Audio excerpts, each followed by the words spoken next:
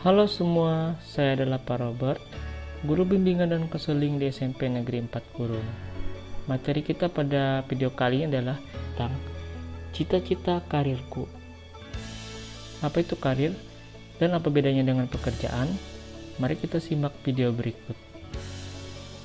Perbedaan karir dan pekerjaan. Karir adalah perkembangan dan kemajuan dalam kehidupan, pekerjaan, jabatan, dan perilaku yang pernah dijalani atau dihidupi seseorang sepanjang kehidupan kerjanya, yang merupakan sejarah hidupnya dalam bekerja. Sedangkan pekerjaan adalah pencaharian yang dijadikan pokok penghidupan atau sesuatu yang dilakukan untuk mendapatkan nafkah atau uang.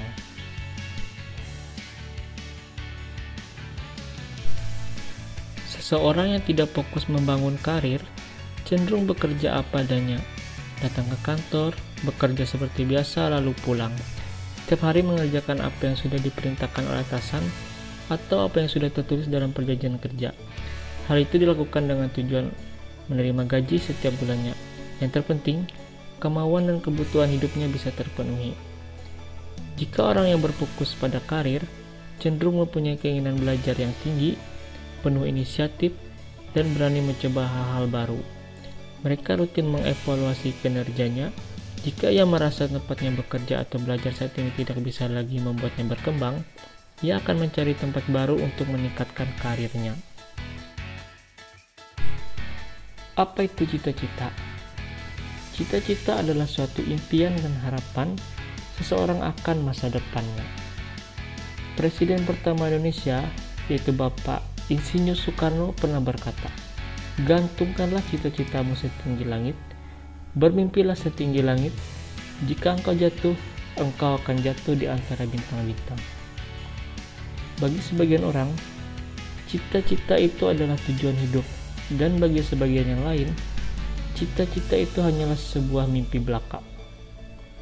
Bagi orang yang menganggapnya sebagai tujuan hidupnya, maka cita-cita adalah sebuah impian yang dapat membakar semangat untuk terus melangkah maju dengan langkah yang jelas dan mantap dalam kehidupan ini, sehingga ia menjadi sebuah motivasi untuk pengembangan diri. Namun bagi yang menganggap cita-cita sebagai mimpi, maka cita-cita adalah sebuah impian belaka tanpa api yang dapat membakar motivasi untuk melangkah maju.